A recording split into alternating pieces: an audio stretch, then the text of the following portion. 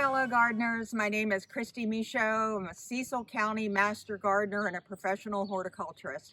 Today I'm going to talk to you about the proper techniques of mulching, how it's beneficial for your plants, and when you don't mulch properly, how it's detrimental to your plants. So let's talk about the trees and root collars first.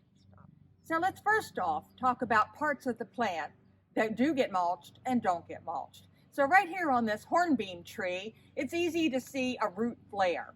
That is down here, and it's a part of every tree where the trunk meets the roots.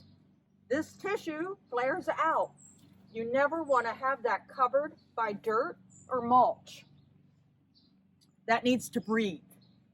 If you mulch it, you will allow disease and insects to vector in, and that may kill your tree in several years. So when you're mulching, the volcano is not the proper technique. You'll bring mulch up just to that root collar so you can see it. If you have a tree and you cannot see your root collar, someone has planted it too deep. Let's talk about mulch.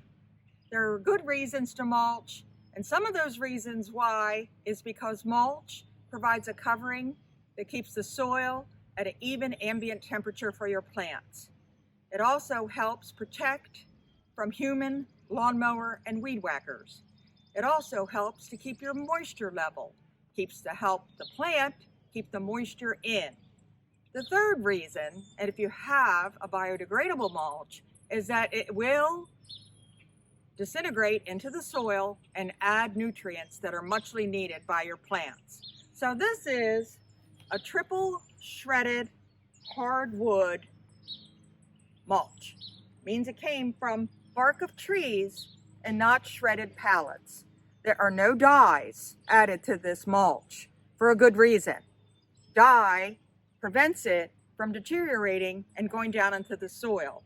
Using a mulch that's made from shredded pallets, which you can tell the difference next to this almost dirt mixed wood, that will probably never go down into your soil. And if you're adding mulch each year, you're going to have to rake away last year's shredded pallets. So it's important to buy a good quality of mulch and stay away from your dyes. Are you ready? Let's mulch.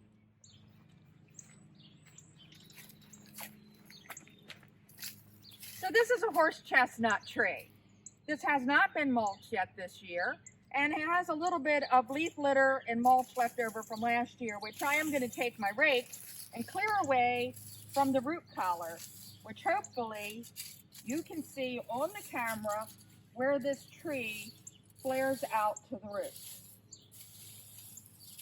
You never want to put mulch deeper than 2 inches, so that's why I got rid of the mulch from last year.